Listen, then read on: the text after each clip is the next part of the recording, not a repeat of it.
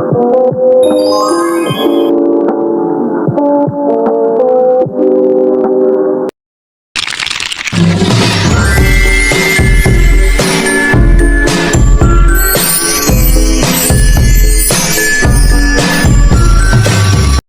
warahmatullahi wabarakatuh. Perkenalkan, nama saya Fiona, NIM saya 010203242018. Saya dari Prodi Pengembangan Masyarakat Islam, Fakultas Dakwah dan Komunikasi. Baik, saya akan menjelaskan materi saya yang berjudul Kontradiksi Hadis dan Penyelesaiannya. Mempelajari dan memahami Islam berarti memahami Al-Quran dan hadis. Akan tetapi, dalam perjalanan memahami hadis, kita terkadang menemukan beberapa hadis yang tampak saling bertentangan. Penjelasan tentang kontradiksi hadis dan perlunya penyelesaian akan dibahas pada presentasi ini. Pendahuluan penjelasan tentang kontradiksi hadis dan perlunya penyelesaian. Hadis merupakan sumber hukum kedua setelah Al-Quran.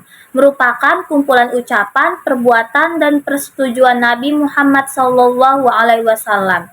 Kontradiksi dalam hadis dapat terjadi karena beberapa fokus, seperti perbedaan riwayat, waktu, dan situasi. Penyelesaian kontradiksi hadis sangat penting untuk menjaga kesatuan, penjelasan Islam, metode penyelesaian yang tidak dapat menjamin akurasi pemahaman dan penerapan hukum Islam. Jenis-jenis kontradiksi hadis. Naqs, kontradiksi hadis yang satu mencabut hukum hadis yang lain. Takhrij, hadis yang satu membatasi ruang lingkup penerapan hadis yang lain.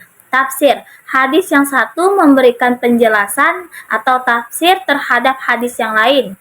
Ijtihad, menggunakan akal untuk memahami dan menyelesaikan kontradiksi hadis dengan memperhatikan konteks dan situasi. Prinsip-prinsip dalam menyelesaikan kontradiksi hadis. 1. Prioritaskan hadis yang sahih. Hadis yang sahih memiliki derajat keabsahan yang lebih tinggi. 2. Perhatikan konteks. Setiap hadis harus dipahami dalam konteks waktu, tempat, dan situasi. 3. Gunakan akal.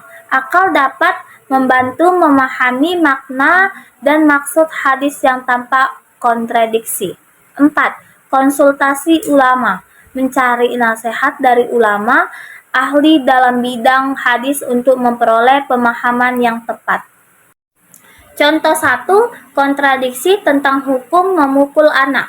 Hadis 1, Nabi Muhammad SAW bersabda, "Janganlah kamu memukul anak-anakmu."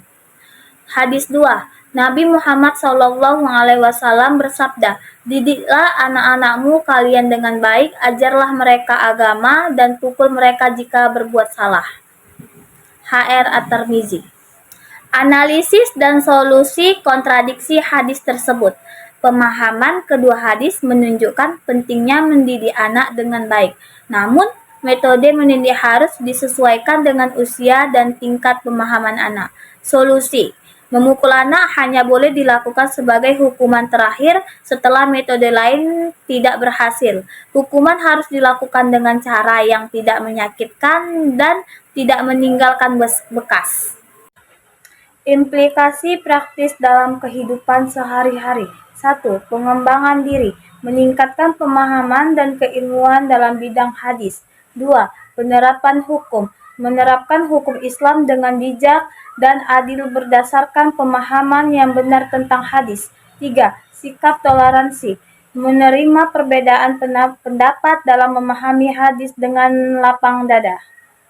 Kesimpulan dan penutup. Kontradiksi dalam hadis merupakan tantangan dalam memahami dan menerapkan ajaran Islam.